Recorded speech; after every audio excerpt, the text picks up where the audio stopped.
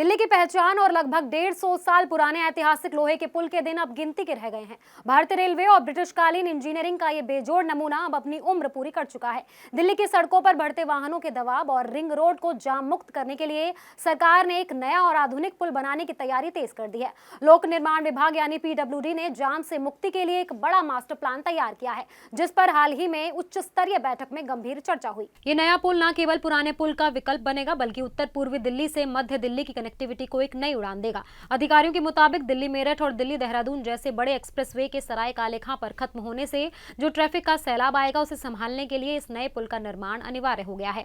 पुराने लोहे का पुल, जिसे पुल नंबर 249 के नाम से जाना जाता है, साल 1866-67 में शुरू हुआ था। ये एक डबल डेकर पुल है, जिसके ऊपर से ट्रेनें और नीचे से सड़क वाहन चलते हैं। लेकिन 150 साल से ज्यादा समय बीतने के बाद अब इसके गर्डर और पिलर कमजोर हो चुके हैं। विशेषज्ञों का मानना है कि ये पुल अब आधुनिक भारी वाहनों का भार उठाने की स्थिति में नहीं है। इसी वजह से भारतीय रेलवे पहले ही इसके समानांतर एक नया पुल बना रहा है, ताकि ट्रेनों का संचालन सुरक्षित तरीके से वहां शिफ्ट किया जा सके। अब PWD भी सड़क यातायात के लिए पुराने पुल के पास ही एक नया आधुनिक और मजबूत पुल बनाने की योजना पर काम कर रहा है। इस नए पुल की जरूरत इसलिए भी बढ़ गई है क्योंकि आने वाले समय में दिल्ली मेरठ और दिल्ली देहरादून जैसे बड़े एक्सप्रेसवे सराय काले खां पर खत्म होंगे। रिंग रोड पर ट्रैफिक का दबाव और बढ़ेगा। सरकार चाहती है कि इस ट्रैफिक को शहर के अंदर सुचारू रूप से डायवर्ट किया जाए और इसी में नया यमुना पुल अहम भूमिका निभाएगा। नया पुल उत्तर पूर्वी दिल्ली और मध्य दिल्ली के बीच कनेक्टिविटी को पूरी तरह बदल देगा। शाहदरा, सीलमपुर, भजनपुरा जैसे इलाकों में ISBT, चांदनी चौक और ITO तक पहुंचना आसान और तेज हो जाएगा। अधिकारियों के मुताबिक सफर का समय करीबन आधा हो सकता है। साथ ही सिग्नेचर ब्रिज और ITO के बीच एक वैकल्पिक और आधुनिक रास्ता भी मिल जाएगा,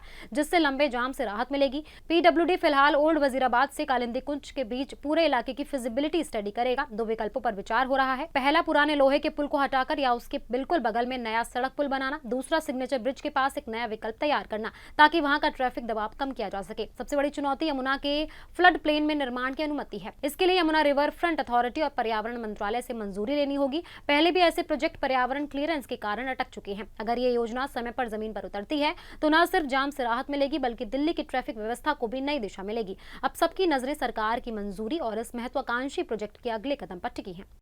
Subscribe now and press the bell icon. Never miss an update.